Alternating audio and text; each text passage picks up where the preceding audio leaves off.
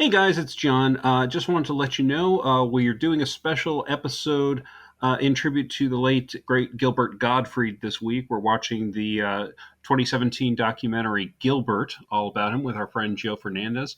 We're also having a couple people call into our voicemail to share their memories and thoughts on Gilbert Gottfried. We've got Natty Bumper Car of the Bumper Podcast, which you can hear here on the Non-Productive Network. And we also have Kevin Marr of Kevin Geeks Out and Atomic Abe.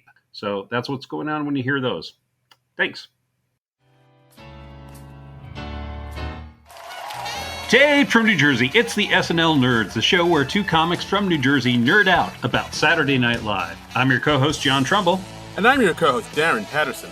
Hey, Darren, how you doing? Hey, John, how you doing? I'm doing okay. I'm excited because we've got a guest with us today. We've got our friend and stand-up comedian, Joe Fernandez, with us, and he's here to talk with us about the late, great Gilbert Gottfried. Welcome, Joe. Hey. Hey, guys. Thanks for having me. Wow. Yeah. Joe, your mic sounds amazing. Holy hell. Oh, okay. You Well, get that deep baritone voice and the Yeah. professional mic. Holy mackerel. I mean, he doesn't mess around. This is not his first rodeo. Joe, how long have you been doing stand-up? I started like spring of 04. Oh, okay. Wow, you've been doing it for quite a while, and you've actually opened for Gilbert Gottfried, I understand. Yeah, a number of times. I feel like especially tri-state comics, like Gilbert's, like that's sometimes like most of the local comedians like first headliner they open for in the area, because Gilbert obviously doesn't care who opens for him, so that's how you get in. And, like it just doesn't, and because especially after you saw him pass away, like everyone had their picture with him. Yeah. So I feel like it's like a rite of passage for like East Coast comedy. Yeah, no, absolutely. He was definitely sort of a East Coast guy. I remember. I first knew about Gilbert from listening to him on like Howard Stern, because he was like a Howard Stern regular, and my dad loved Howard Stern, and he would play it on the radio when he drove me and my sister to school, which maybe he shouldn't have done with the driving little kids to school playing Howard Stern, but whatever. And like I got into Gilbert that way, and like he was definitely one of those guys, especially in this tri-state area. That was definitely like his home base. Like he was probably most well known there. Yeah, I was excited when the first time I worked with him was at Bananas. Bananas had a club in Poughkeepsie, and they asked me to MC. And I was nice. I was like, this is amazing. Like, I MC'd the Jersey Room. Like, you want to MC for Gilbert? I'm like, hell yeah. Even my wife, who was my girlfriend then, was like, I'm coming to that. Like, she hated shows, but that one she was coming to. And I remember just being like real nervous meeting them the first time. So I'm just like, I'm borderline open micer. At the time, but he was very quiet the first time, Yeah. And I even to this day, I'm still like, I don't like to talk to people. Like I like the shit to happen like naturally. Yeah. Right. You know what I mean? So there's just two uncomfortable short men sitting in the green room, not talking to each other. I mean, that's the dream. Yeah. Comedy. Yeah. So it's almost like Gilbert, this is your opener, Joe. He's like, all right. just kind of looking each other over. Yeah, because like if you knew how to interact with people properly, you wouldn't be in comedy. Right. Exactly. Absolutely. Well, Joe, here, before we go off and talk more and more about the late, great Gilbert Gottfried, we always ask all of our guests the same question, just right off top, because we are the SNL Nerds. We have to ask you, are you an SNL nerd? Are you a fan of SNL? Not so much, casual fan? You got any favorite eras, favorite cast members? Let us in on your SNL origin stories. I would not say I'm a nerd. I'm a casual fan. I dip in and out over the years. Probably when I was younger. I think somebody said that. Like some people I've heard say like their favorite time of SNL was when they were like teenagers through high school. Yeah. That was what it appealed to more, I guess. So like my earliest memories of watching it, because my parents were divorced, so I would go to my dad's on the weekends, and he's cool dad, staying up late, and watching Saturday Night Live, and it was that John Lovitz era, I was actually showing someone, my aunt. I was in Florida visiting my aunt, and I'm like, "Did you ever see John Lovitz with Tom Hanks picking up the women. It's like one of my favorite SNL sketches of all time. Like we used to recreate that, me and my friends, when we were out striking out with women. Go Like on. we would just go into the sketch, be like, and there she comes, and there she goes. Oh yes. Oh yeah. Didn't even look my way. There's nothing funnier than watching your friend strike out with a girl, and then he looks at you and goes, "Oh yeah." It's kind of like watching other comics bomb. You know, Yeah. it's just good times. Good Yeah. times. Oh Yeah. man, yeah. That is one of the sort of unsung best sketches of SNL. You don't hear too many people talk about it, but yeah, I Yeah. remember seeing that on. I think when they were showing like reruns of it on like Comedy Central or something. You Mhm. know, when I was growing up, and yeah, that sketch always tickled me. Just the way they were just constantly getting shot down by women, and they were just masking it with just, oh yeah, she's not even looking my way. Oh Yeah. Didn't even Yeah, what was break that her one line I love? stride. She didn't even get a glance at a shine on my forehead, and off she went. Yes, Lovitz was like one of my favorites because he was so like understated but hilarious. Yes. Like his comedy was so subtle, but it made me laugh really hard. Like he wasn't trying. Yeah. Yeah. Yeah. People don't talk about him as much these days. He's fallen by the wayside a little bit, but very solid cast member. Yes. Absolutely. I remember liking Ed, like I guess when I was a kid, the Ed Grimley character. But Hmm. then I remember rewatching it as an adult, and I'm like, yeah, this was definitely for children. I mean, You they know? made a kid show out of it, so Yeah, yeah. he had a cartoon for a hot minute there. Yeah, but I even remember going to school and like hiking my pants up and doing the whole thing. Like he was definitely a Halloween character those years at school for sure, Yeah, if I yeah. remember I correctly. think I'm getting a little insight as to why the women weren't too interested in you. Hey, dude, yeah. Well, If you were like, I'm going to dress up like Ed Grimley. no, I didn't dress up. Listen, when I was at school, I did great with women because they knew me. They knew I was funny. It's Ah, strange women I'm bad with because it Oh, takes me. I don't have the looks to get in right away, yeah, and I yeah. can't get their attention enough for them to learn about my sense of humor. got it. So So, it's a big wall to climb. That, right, I hear you. I hear you. yeah, I know where you're coming from. yeah. So inside the school walls, you're Cyrano de Bergerac, but outside, That's what I'm saying, oh, dude. Class clown. It was great. yeah. I wasn't I smart. I wasn't good in school, so I made people laugh. That's That's it. Hey, There you go. There you welcome to go. the club. Yeah, and that's why I'm codependent because I focus so much on women as a child and not math. Oh wow, we're getting into the weeds here. Oh, Now, like Joe, we've gotten to know you through comedy, and we were before we started recording, we were talking a little bit. Joe and I actually we kind of bonded in a weird way. um, possibly the weirdest way. Possibly the weirdest way. We were both going to an open mic that doesn't exist anymore because the restaurant didn't want to have comedy anymore. Um, but like both of our fathers passed away in 2005 in 2015. I mean, Yeah. um, and we were both kind of getting back on stage at around the same time.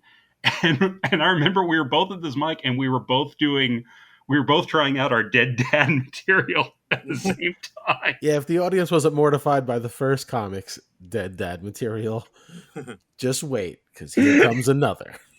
And I remember being like kind of depressed. It was like, oh geez, I'm here, I'm trying out my dead dad material, and there's another bald comic here who's also doing dead dad material, and his dead dad material is better than mine. Oh wow. Or if you went up before me, I'm like, they're not liking dead dad material. Yeah, but I can't I gotta remember which try one of us anyway. went up first, but it was. I think we talked a little bit after that, and we'd maybe met once or twice before that, but we didn't know each other real well. But we bonded a bit that night, and it's the weirdest possible reason to bond with somebody. Just dead Jack jokes brings everybody together. Yeah.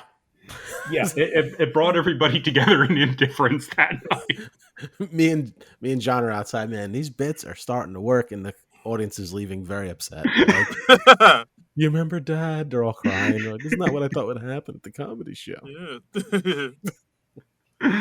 Yeah, That joke yeah. has gotten me in trouble. I stopped doing it for a while because one time a fight broke out. Oh, really? I Over was dead. opening. I was opening for Jim Florentine. This is when I learned that I'm only going to do it when I'm headlining Uh huh. because it's too divisive. Oh wow. Well, it's not divisive. It's just if you're an unstable person and you're Uh out huh. and you hear like, because a woman just stopped me in the middle of the joke, says, "How can you do this? This is so upsetting. My father just died." And I'm like, I don't know if you heard my story, but so did mine. And I'm like, why we got to make it about you? And so she was yelling at me so much that some other woman started fighting with her, telling her to shut up, and they got into a fist fight. The show had to stop. There was a big brawl like in the front row. Wow. And Oh. then they're like, "Do you want?" It took about 20 minutes to clear it out, and they're like, "Do you want to go back up?" I'm like, "No." And then I remember Jim Florentine goes up. He's like, "I'm sorry, I brought my family out here tonight." Wow.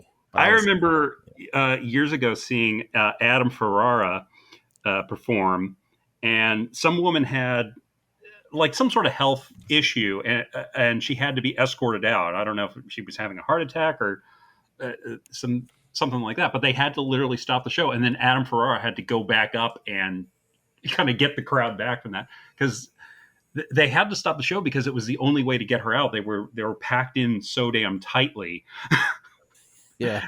at this club. And we thought the check spot was a pain in the butt. Yeah, exactly. And yeah, but he somehow pulled it off. So I was impressed with that. Yeah. Oh my god. Wow, maybe So dad does don't bring people together. I take that yeah, right back. Yeah. huh, No, it's comedy. working nowadays. Oh, well, Okay. that's good. Well, That's I good. start by telling people sometimes that story about how someone made it about them, and then they Uh feel huh. self conscious, then they have to listen to me. I mean, that's good because it gets the people on your side. Yeah. Yeah, absolutely. All right. Wow. This is. I did not expect that story, but I love it. Yeah.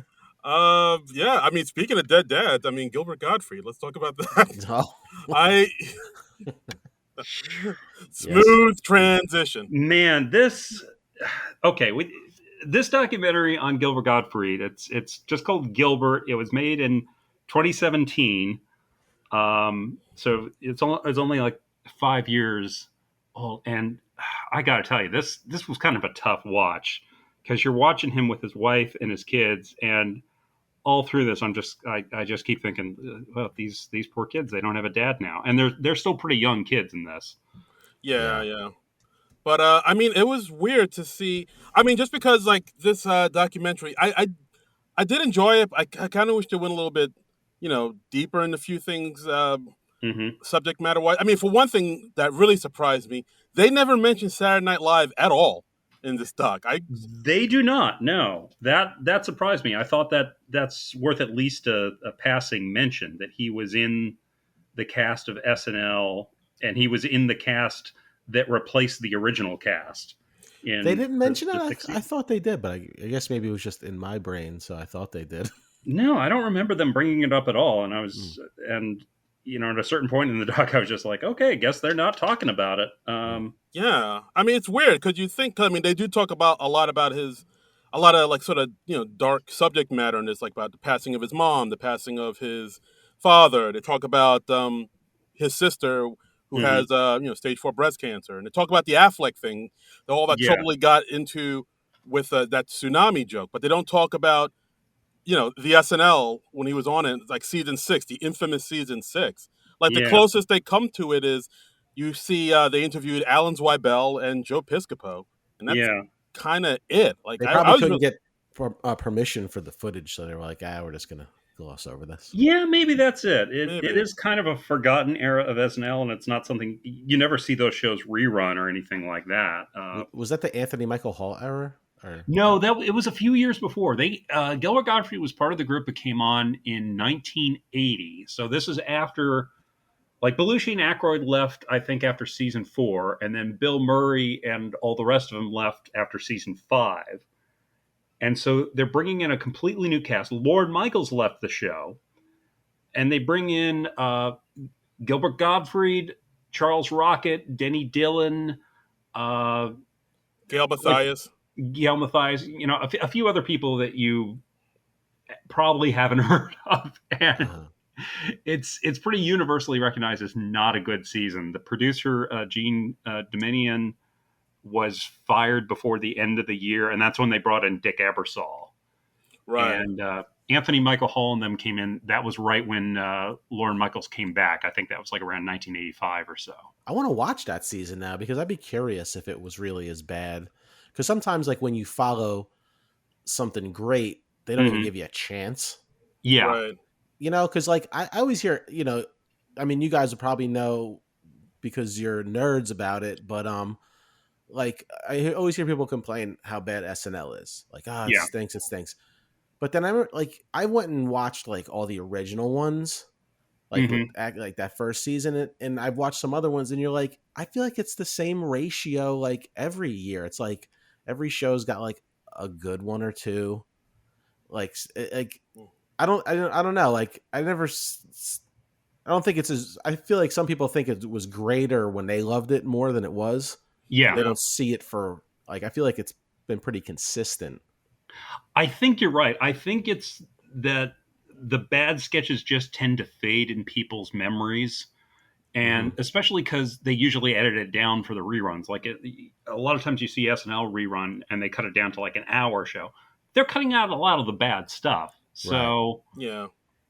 yeah, Depending on who you ask, there are people that swear the Adam Sandler, Chris Farley years were the best. Then people swear that the Will Ferrell, Sherry O'Terry, Molly Shannon years were the best. There are people that hmm, swear the Sudeikis, Will Forte, Kristen Wiig era was the best. Like if you actually go back and watch all those episodes, there's some great episodes, there's some bad episodes. It's all I think you're right. Everybody kind of looks back on the past with rose-colored glasses or rose-tinted glasses or whatever, thinking yeah, the era they grew up with was the best. When they're Because all you were relating in that era more like as a young person, like even like like the old references that probably make no sense to even us today. yeah, yeah. I mean, exactly. I think it's not so much the show was better then. I think it's the show was new to you then, so it Right. seemed fresher and funnier and all that. And yeah, it was talking about your generation's stuff. So yeah. right. But I mean, as far as the season 6 goes with SNL, yeah, like I've only seen a few episodes here and there of it, a few sketches, and it doesn't look that bad. Like it, but I think you're right. It did get a worse rap than than it deserved. I Hmm. did see a clip on YouTube where Gilbert Godfrey was on the Joe Rogan podcast, and he talked about it there, saying, "Yeah, it was really rough. They cut our budget, and like people were just ready to hate it just because we weren't the original crew. It would be kind of like if at the height of the popularity of the show Friends, somebody just came in and just replaced the entire cast of Friends, and like Right. Right. people were ready to just hate us no matter what we did. And yeah, that season got a rough go of it. I mean, for those that don't know, the entire cast of that season got fired at the end of the year, with the exception of Joe Piscopo. He stayed on until season 7, and Eddie Murphy, who was just a feature player in that season. Like he became a like part of the main stage at the I think like maybe towards the end of season 6, but definitely by season 7. And But how did that work out for him, Darren? he's doing all right. He's Okay, doing, all right. if you look at this documentary, he has a lots of leather cowboy hats to wear, and it's got Yeah, I remember it might have been the Joe Rogan interview with Gilbert Gottfried or with somebody else, but I saw an interview with Gottfried a few months ago where he was talking about the SNL experience, and he was saying that his big takeaway from that was he learned that you don't want to be like the first guy to replace somebody. Right. You want to be like the second guy mm, it's like I said on the podcast last week, it's kind of like George Lazenby coming in and taking over as James Bond Mm. from Sean Connery. There's no real upside to it because people are always going to be resistant to that change, especially when you're replacing the first and most beloved guy in that role. And that's Isn't that kind of interesting what about they were doing. humans? Isn't that interesting that we're just that attached? We're like, you know what? I don't accept you. You're doing this fake character. Yeah, Like, I mean, and it's that way with everything, you know. I mean, Yeah. hell, it happened with the freaking Man Show on Comedy Central. They took out like uh, Oh yeah, they took out Jimmy Kimmel. Kimmel and Adam Carolla stopped doing it, and then they brought in two other guys, yeah. and yeah, and it crashed and burned. Yeah, it happens every year. Every time they make a new Batman movie Hmm. or a new Joker movie, everybody's like, "Oh, they got so and so to play Batman. No way, he sucks." He turns Yeah. out he does a good job, and life goes on. Yes. Exactly. Exactly. Well, if you And make 10 Batman movies a year, like it seems like they do, one's got to really hit, right? Yeah, just law averages. yeah, You playing the odds. know, they'll like one of them eventually. I mean, we've got how many people are playing Batman now? I think about three.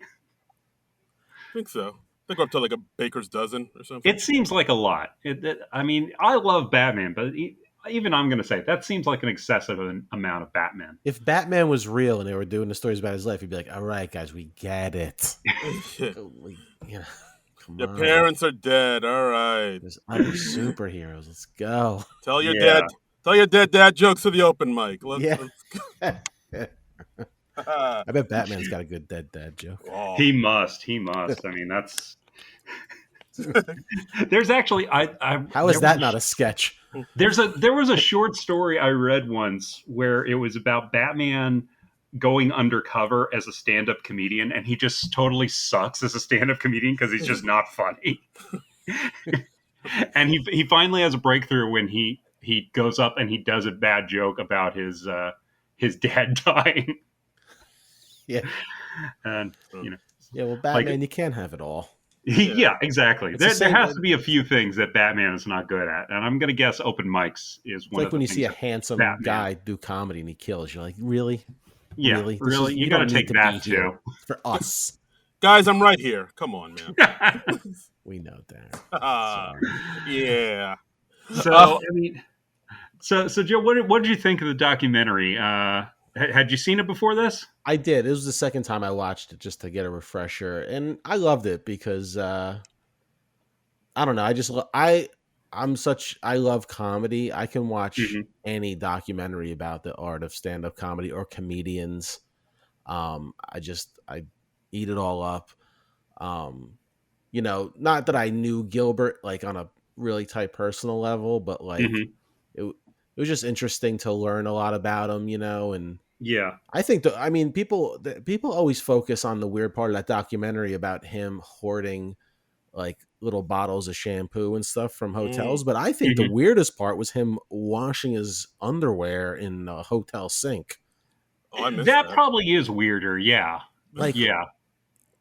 See, you got to have a certain level of like success where you don't have to wash your underwear in the hotel sink. yeah. You would think it was. I don't know if it was just those habits were so ingrained from when he was a struggling comic, or what, or if it was like an OCD thing.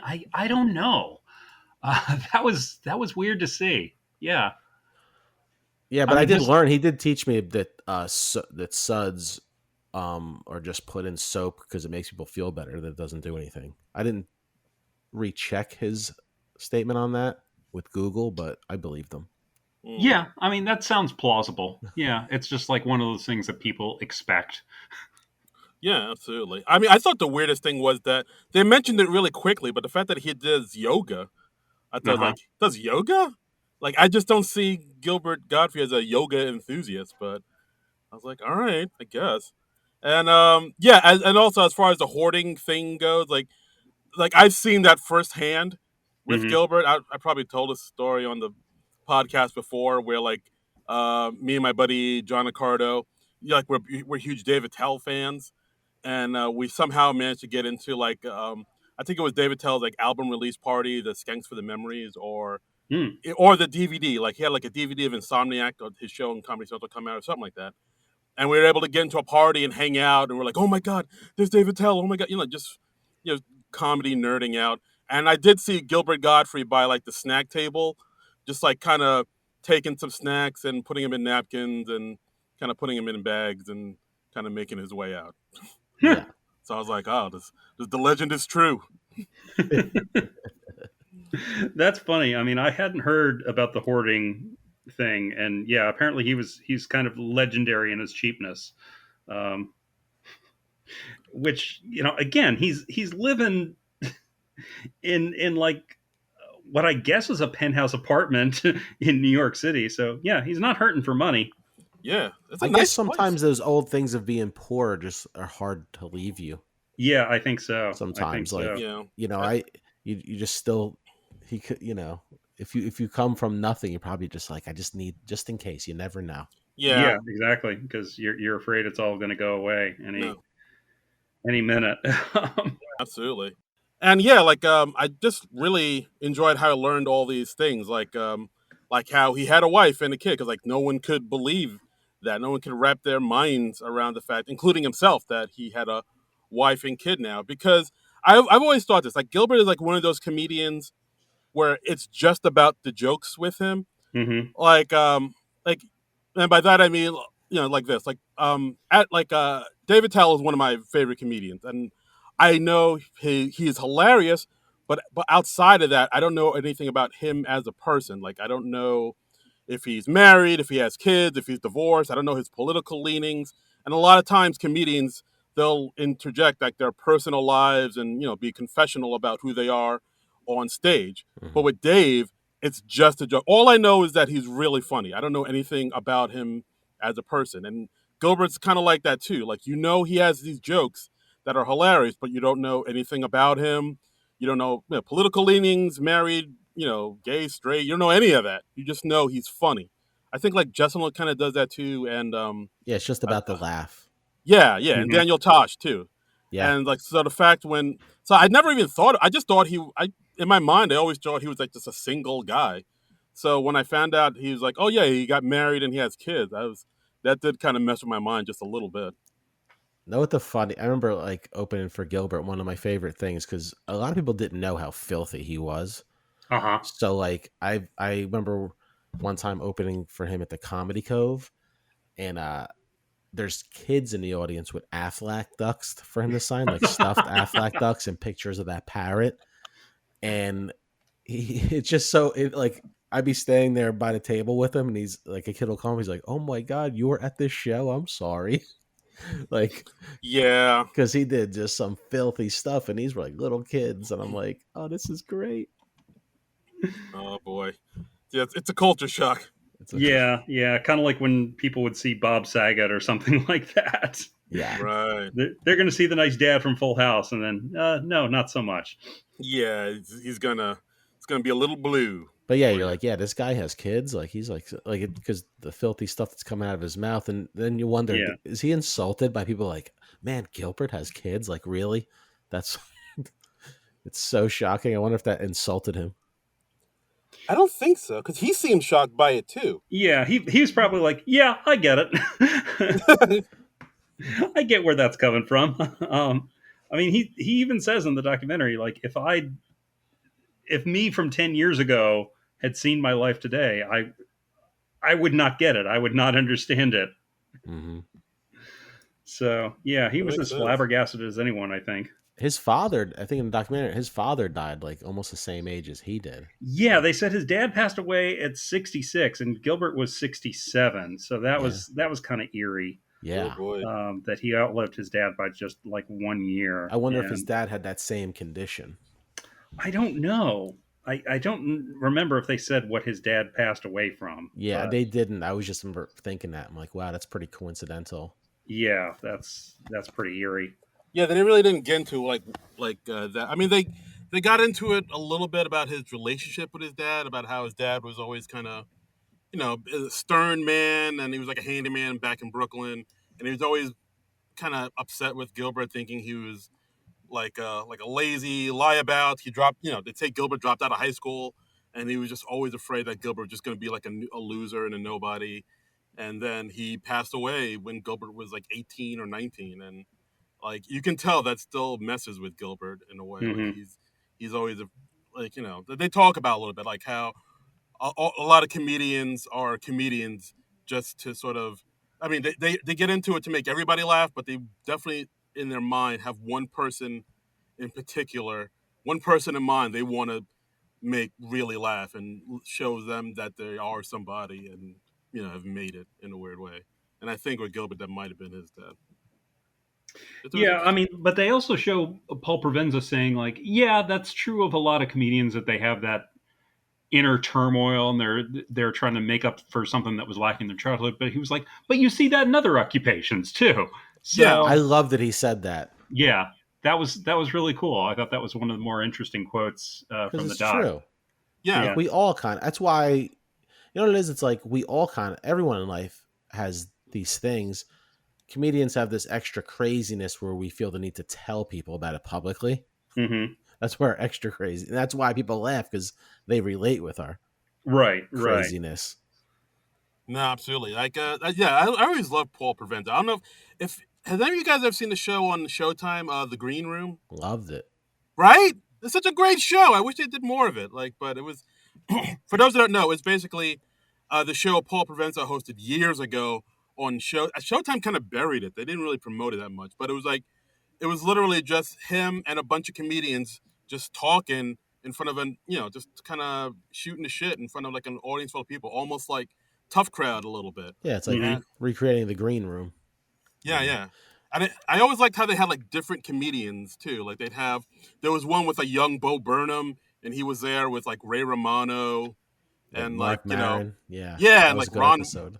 yeah, like Ron White and stuff like that. Or there was one with Patrice O'Neill and Roseanne and Bob Saget. Hmm. It was always like a mix of different comics from different sort of areas, and but they all have this thing of comedy in common, and it's like you get some interesting conversations that you don't really see anymore. Well, maybe on podcasts you hear them, but Yeah. yeah. If you can find The Green Room on Showtime, people, I highly recommend you check it out. Thank you. uh, but yeah, and it this documentary, it also gave you like sort of an insight as to what his real character was. I mean, it did acknowledge that there was a delineation between his onstage persona and who he is offstage, where he's much more quiet and shy offstage, and then onstage he was a pretty fearless guy. And Joe, it sounds like your experience with him was a bit of that. Like you didn't get to know him real well or anything like that. Yeah, I mean, as the year over the years, I got to talk to him a little bit more and more because you get used to seeing somebody, Mm-hmm. you know. And one thing that stands out to me, actually, I performed with him at a theater like right before everything shut down. Like it was one of my last shows was opening for Gilbert out in Pennsylvania, Mm. this small theater. But like there was a time when I was in a green room. I forget which show it was, but there was something going on in my life with like my wife and stuff with you know sickness and stuff, and I was talking about it with the other comic in the room, and Gilbert Uh-huh. was kind of off his thing, whatever, just being in his own thing, and then whatever. So like a year goes by, I'm working with him again, and we're sitting there eating, and he goes, "Hey Joe, can I ask you something?" And I was like, "Sure." And then he asked me about my wife, and I was like, I didn't even know he was listening. Oh wow. And the Oh fact that wow. he asked like how everything was going, I was like, oh my god, you know what I mean? Like stuff like that. You're like, I wasn't even talking with him about it, That's very cool that he remembered that though, and that says a lot about him as a person, I think. and that was the most I talked with him because it when he asked me about that, then we started talking a little bit, and then he's like, "Do you have any kids?" And I was like, "I have stepkids," and then he was talking about his kids, and it was like Hmm. the most we ever bonded for I'd Oh say wow. like a 15-minute period, Yeah. Okay. and then next time it was just back to being quiet and you think you you're like, yeah, me and Gilbert are pals now, and then you get there We had a next breakthrough. we had a breakthrough, and you get there and you're like, hey, Gilbert's like, you're like, all right, here we are. Well, But it was always very nice. No, but he was always very nice to me and always would tell me I did a good job, and like you know I would work with him a lot at the same places, so like Yeah. usually the right. club says, a guy like of his level, I'm having this guy open for you, and they approve it, so Yeah. makes you feel good to get to work with him over and over. Yeah, and it's nice that he liked what you did enough to allow you to do it again. Right. And So he was yeah. funny, man. Let me tell you, like if people haven't seen him live. I mean, I'm talking crush. He would like I'd go up and have like a really good set. I'm like, man, that was because like when you open for Mhm. him, it was like mostly sold out audiences, and they were Right. just like ready to go. And a lot of times there's a 2-man show, and you get this really hot crowd. And you're like, man, I can't imagine it going better than that. And then he goes up, and then the laughs he gets, you're like, wow. Yeah. Like I didn't even know you can laugh louder. Like that's like he like the like just crushing. I mean, Just he was just a machine, and I think like early in the documentary they show him doing jokes from his set, and then they cut to him doing the exact same material in other sets, and I think it kind of gets across that no matter how spontaneous a comedy show can seem, it you are still watching prepared material, and it is a routine. I mean, there's a reason they call it that. yeah. Right. Um, I, so yeah, I mean, yeah, I also liked how they gave such a raw look at the life of a stand-up comedian a little bit, just because like there was scenes where, all right, well, Gilbert, he's this amazing comedian, he's well known, like Aladdin, Affleck, and whatnot, but then they still show him getting on the mega bus to do a show, and then like sitting in the green room, which is like in the small room in the back of the bar, yeah. like, and he's sitting on a worn out couch next to boxes of crates and stuff in the back room, and he's like, "Yeah, this is showbiz. This is Yeah. The this is megabus it." shocked me. I wouldn't even take a megabus. Like The it's like, megabus is and I hilarious get because paid way they less than showed that and I Gilbert. was like, I know exactly in the city where you are. You're right by the convention center where you're catching that. Um, and the megabus is hilarious because they've got that mascot who's in that khaki uniform with the hat, and there's like a vent or something that's on the back of the bus that sometimes it lines up right under the mascot's nose, so it looks like a little mascot of Hitler. Oh boy. It's the weirdest thing. I don't know how you see that once and you don't immediately change your mascot, but Yeah. People at Megabus is like, nah, that's fine. yeah. When seriously, whenever I see a megabus, I instantly think of the Hitler, and when it lines up exactly right, it's hilarious. Yeah, Oh that's man. funny. Yeah. So But yeah. What about the fact that like this documentary? I mean, it kind of showed that he was like the first comic to get canceled. Yeah, I still yeah, remember that whole Like thing. cancel culture kind of started with him. yeah. I mean, because he got they show that well it happened at the Friars Roast of Hugh Hefner after it was like less than a month after 9/11. Yeah, I think it was like a week or two. Yeah, Like they yeah, weren't even calling it 9/11 yet. yeah, yeah. I forget who said that. They were like, yeah, we weren't even calling it 9/11 yet. It was that thing that happened a couple weeks ago. Yeah, And Gilbert gets up and he's like, "Oh, I've got to make this fast. I've got to catch a flight, but they've got to stop off at the Empire State Building first." And imagine hearing that. And this the roast was in New York.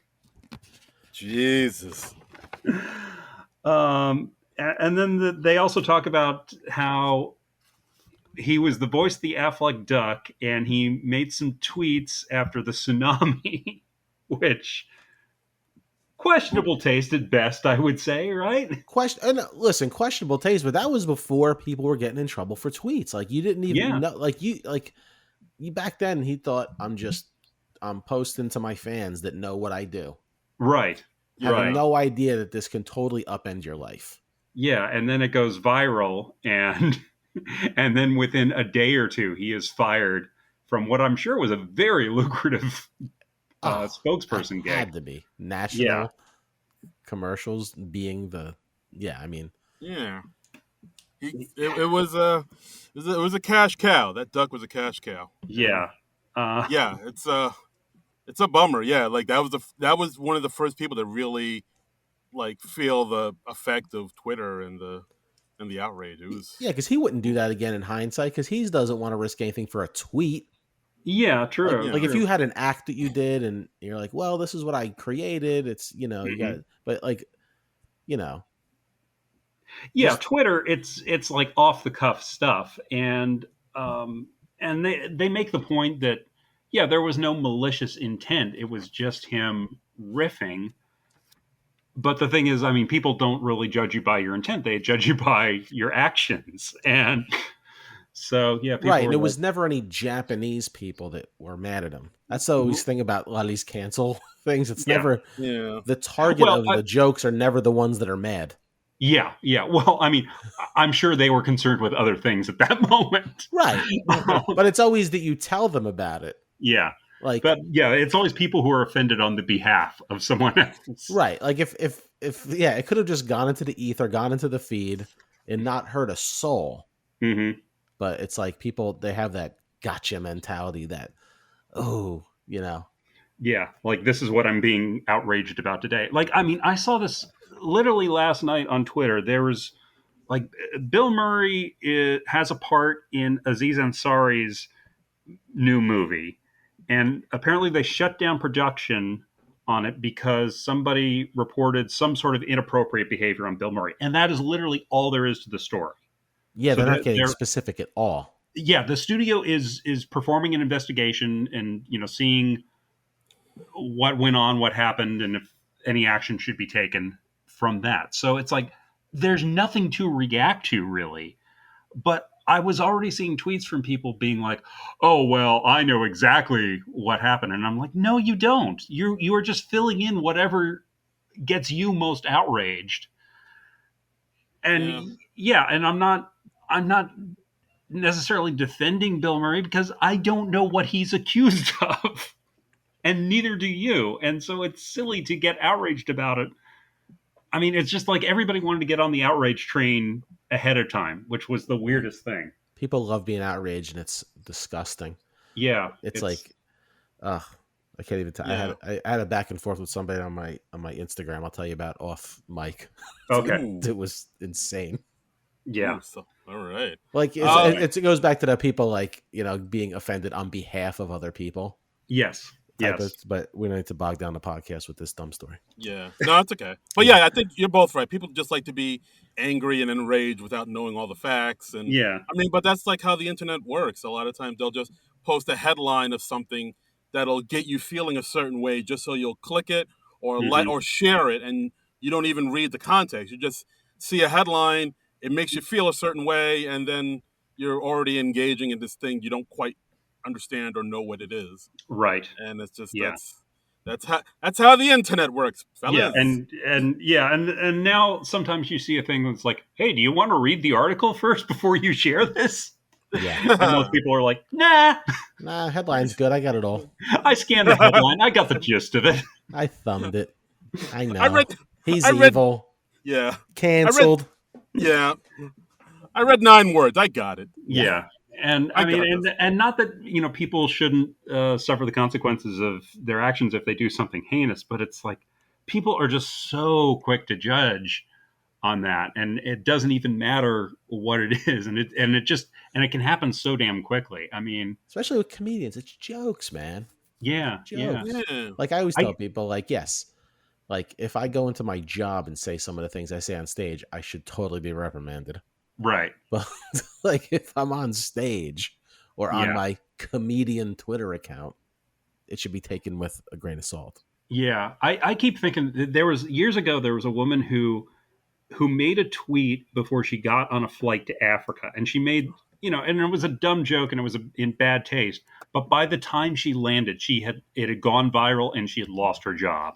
Right. Yeah. I remember Yeah. I that. remember that. Yeah, that's I mean, can insanity. you and like there was the dentist who was like hunting lions in Africa, I think. And then people got outraged about that, and his entire office closed. So not only he lost his job, but everybody who worked in his office lost their job. And I'm like, that's a bit much, Yes. you He should know? he should be beheaded. Yeah, and it's like, well, okay, well, but what about the receptionist in that office? Does she need to be beheaded because of how this guy spends his off hours? Drawn and quartered. Yeah, All of them. I mean that doesn't seem right. And it's like, and the people who are outraged about this, they're outraged about something else the next week. They don't care. They've just moved on to the next thing. What's funny Yeah. is they were mad at Gilbert's 9/11 joke, but he did the aristocrats joke Hmm. where it's like pedophilia, incest, Right. just the most disgusting, vile things. And they're like, Right. wasn't it great?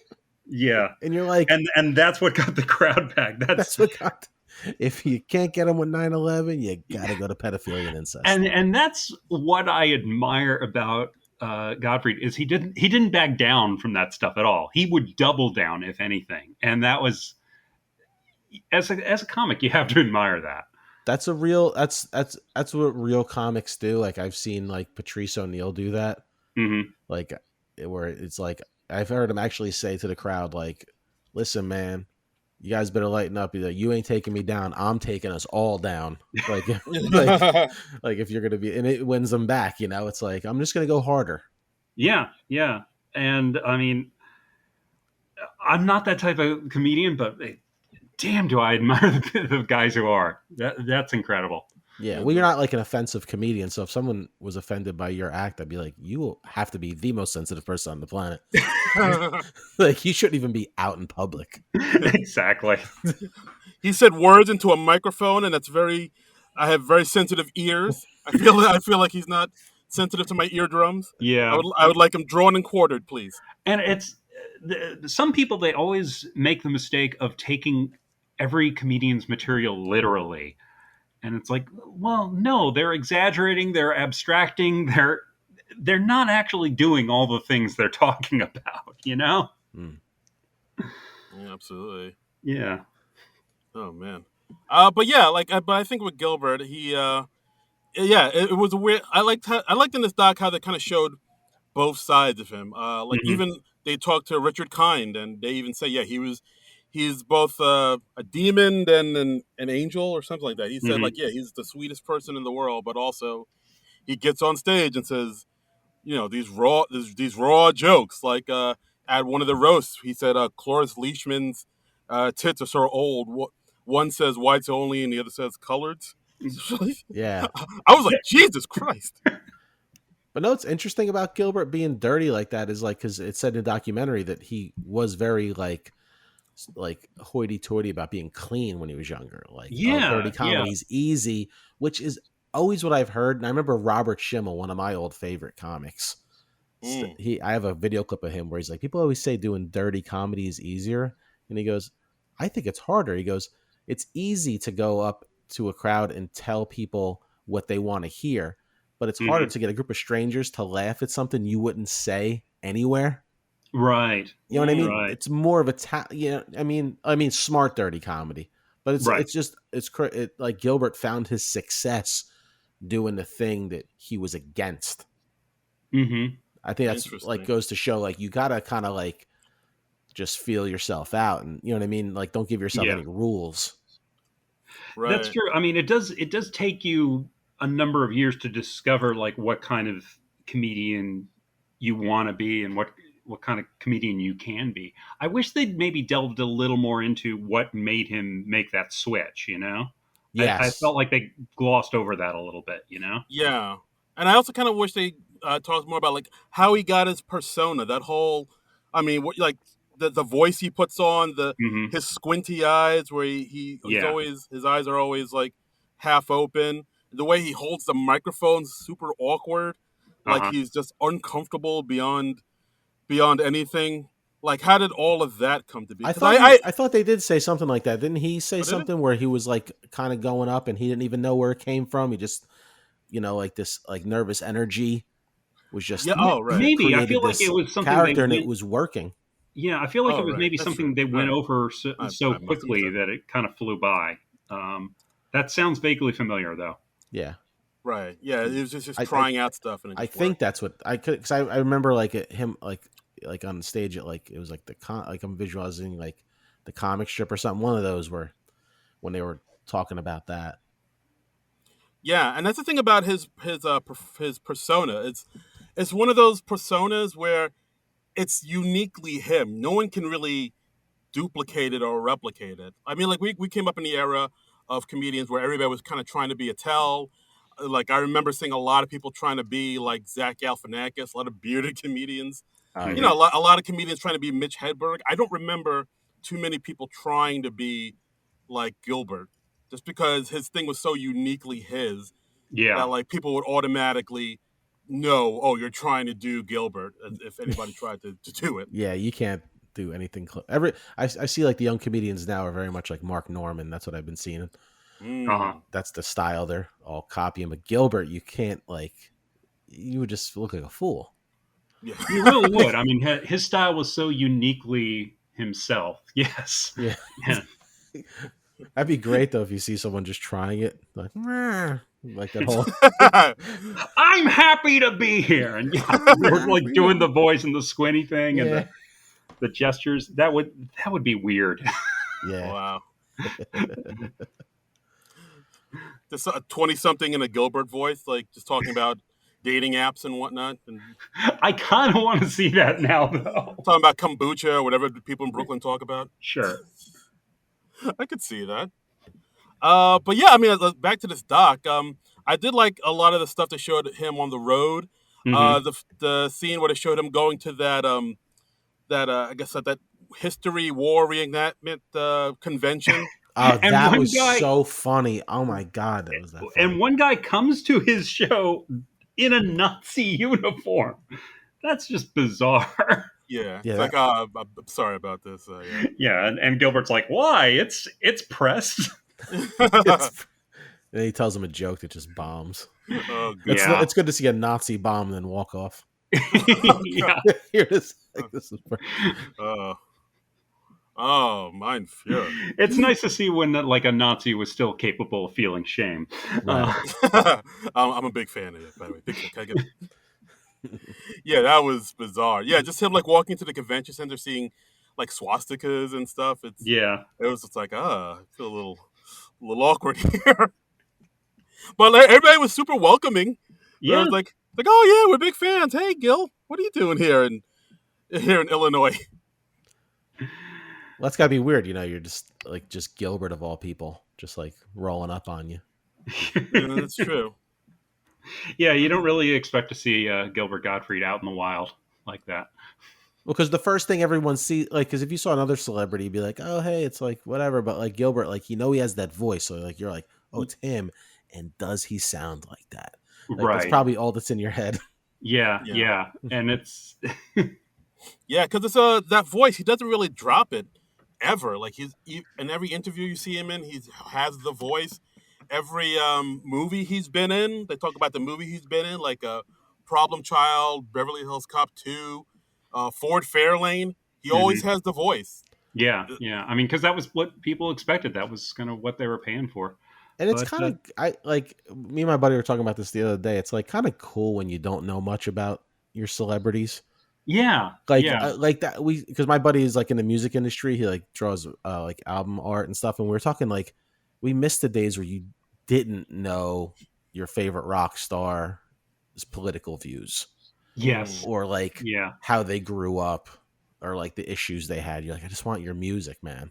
Yeah. And I kind of admire that when a celebrity still makes that sort of division. I mean, there are a number of celebrities I have no idea if they're like married or if they have kids or not. And part of that's like my personal disinterest in that stuff. But there are some celebrities still who do make a clear dividing line, and I admire that. That's why we like Attell too, because like you don't know much about him, but you don't care. Yeah, Yeah. exactly. He's just Yeah. funny. He's He's just funny.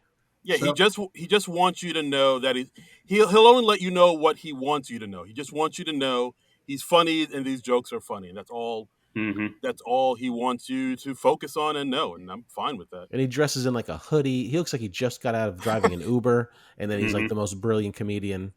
Like you said, Skanks for the Memories before. To me, that's Yeah, in my top. If it's not my number one comedy album, it's 1A. Like that's how yeah. much I love that That's such album. a solid album. Yeah.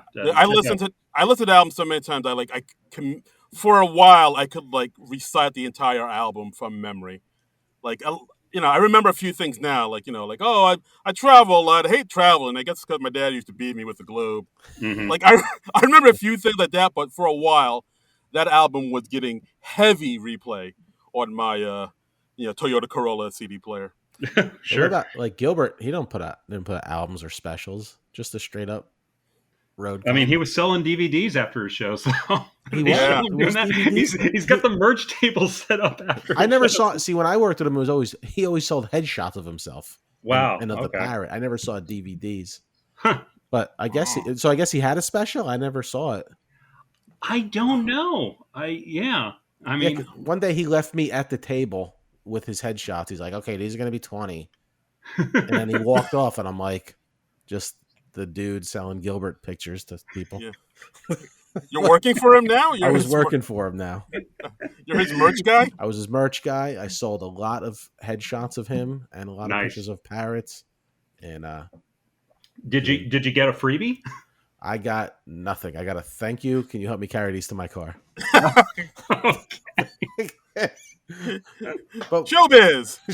hey, what are you gonna do? All right. Well, final thoughts, guys. What did you guys think of the documentary overall? Do you think it does a good job of portraying who Gilbert was?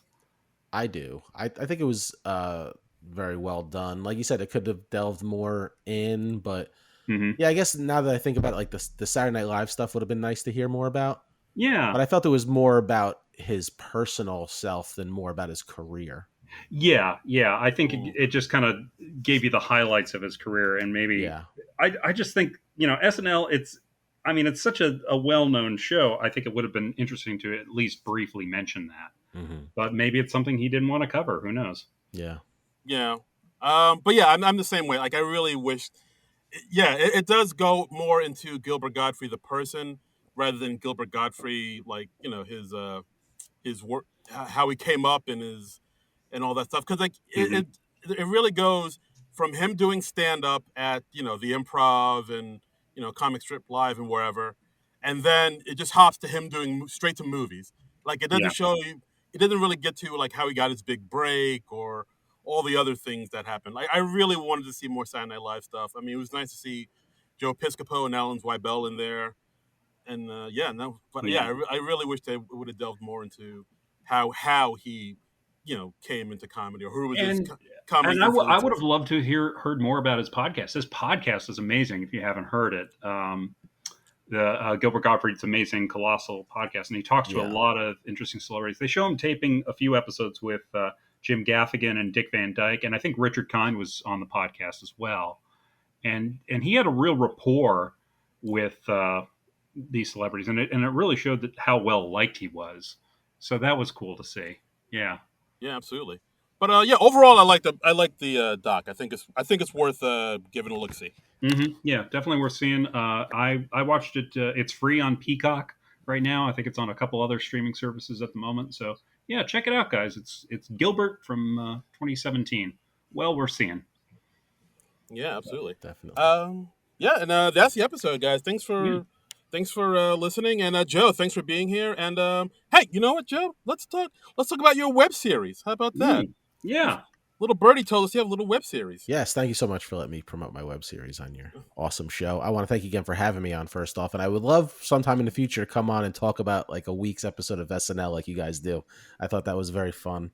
If you Oh ever yeah. do that in the Yeah. future, you know, where We'd like love I to have watch that. that week and dissect it with you, that would be a Yeah. good If time. if there's a host you're really into or something, or if you just want to do some random episode, yeah, you're welcome anytime, man. Cool, Yes. man. Yeah, so the web series called I Don't Know Joe. It'll be on my YouTube for free, premiering May 4th. 2 episodes a week for 3 weeks. Then the final episode will be on the fourth week. Um, the nice short little micro episodes, 5 minutes, 8 minutes. It's a short comedy. I wrote it during COVID lockdown. Got a lot of funny people in it. And it's just basically about this guy who's he's just seeking help in his life and just doesn't change. Just like he Yeah. wants help, people give him help, but he rarely changes. And it's just meant to be just a nice, fun, easy watch. Yeah, So it's Joe showed us the first couple episodes before we started recording, and yeah, it's funny stuff, and it's got some of our comedian friends, some of the ones you've heard on this podcast, like Jackie Byrne and KP Burke are both on that. A few yeah. other comedians we know and like Mike Gaffney, Yep, Mike Salona. Mike Mm. Salona, yeah. Yeah, it was fun to make. And I'm just putting it on YouTube because I just want more people to see it. So Go Joe Fernandez with an S. I always got to tell people that because everyone puts a Z and nobody finds me. Yeah. So Fernandez with an S on YouTube. Go subscribe and like the videos, and I hope you enjoy it. And that's All right. coming out May 4th. So, yeah, check that out. Yeah. And are there any upcoming stand-up dates you want to promote? Yeah, where can the people find you? Well, my new website should be going up in a day or two, joefernandez.net, but I'll be headlining Uncle Vinny's Comedy Club down in Point Pleasant, New Jersey. Give me 1 second. Actually, I'm not there till July, so you have plenty of times to buy tickets. July 20th and 21st. I have other gigs, but they're like fundraisers, so you're not coming to Okay. those. Well, call up Uncle Vinny's and say, hey, are you selling tickets to Joe Fernandez He's in like, yes, July we have yet? plenty. Let him know that there's a demand. We're trying to build anticipation here, Joe. Okay. Wow.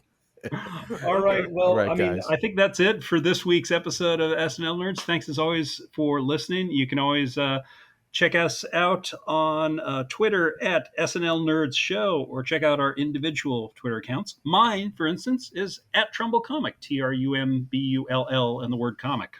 And mine is at Darren Credible, DARIN Credible, Twitter and Instagram. Yeah. Joe, you're on the Twitters too, right?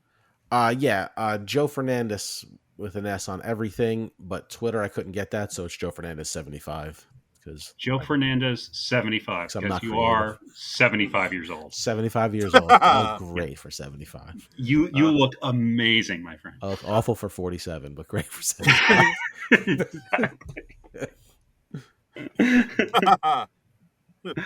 All right, so yeah, give Joe a follow. He's a funny guy, and go see him live. Go support live stand-up comedy in general. Yeah, do it. Yeah, unless the person sucks, then don't bother. Yeah, don't do that. Yeah. So next week, SNL is still off, and since Billy Crystal is opening on Broadway with a Broadway show version of his movie Mr. Saturday Night, Darren and I decided we're going to watch the original movie version.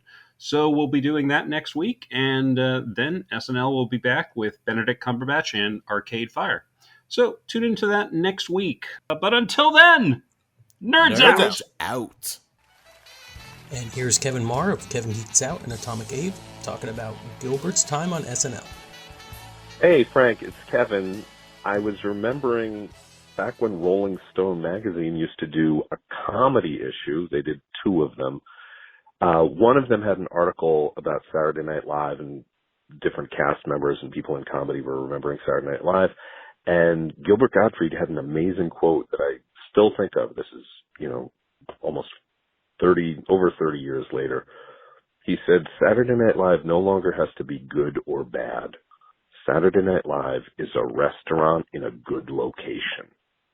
And that just really changed the way I thought about the show. I thought that was, in addition to being really funny, this guy was sharp and observational just in the way he understood the world and media. And yeah, it's a huge loss. I'm grateful you guys are paying tribute. Thanks. And here's a personal memory from Natty Bumper Car about Gilbert.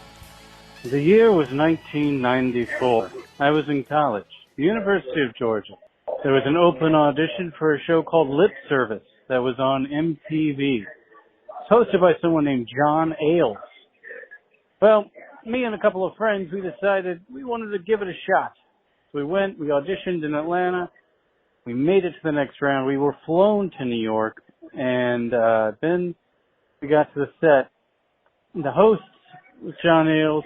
The DJ was Spinderella of Salt and Pepper fame. And then the 3 judges were Angie Martinez, I forgot her name for a second, Craig Mack, who had a very big song called Flavor in Your Ear right then. I believe it was on Bad Boy, if I'm not wrong. And Mr. Gilbert Gottfried. So we went out, and our song was Groove is in the Heart. And we were all wearing overalls because we were from Georgia, and we thought that would be fun and cute. And we were doing our little dance to our lip service song, and I got to be the Q-tip part, which I thought was kind of fun. I still know it by heart to this day. No one cares. After we performed, the judges were kind of going over. I don't remember anything that Angie Martinez said, but I specifically remember Gilbert, who said, he said, that one has a lot of flavor. He has a lot of flavor. He kept saying I had mad flavor. And at the time, I had no idea what he was talking about because I didn't realize it. I'd never heard Craig Mack's song because I was in Georgia and it wasn't played there as much. But to this day, it holds a wonderful place in my heart that Gilbert Gottfried thought I had mad flavor. Flavor. That's flavor. So it was a good time. And the next group, I know you want to know what happened. The next group came out, and it was these 3 girls, and they were doing backflips like in unison, embarrassed us on such an epic scale, which kind of made the story perfect. In the end, we ended up winning a box of lip gloss, which I mean, wonderful, great for me, right? And so there were 3 of us. The one friend flew back on the flight. My other friend and I, we thought, can we, delay our flight? We did by a couple of days. And then we just roamed around New York City with nowhere to stay for a couple of days. And it was the biggest, most fun adventure ever. This has been a non-productive media presentation. Executive producer Frank Hablawi. This program and many others like it on the Non-Productive Network is distributed under a Creative Commons Attribution Non-Commercial No Derivatives license. Please share it, but ask before trying to change it or sell it. For more information, visit non-productive.com.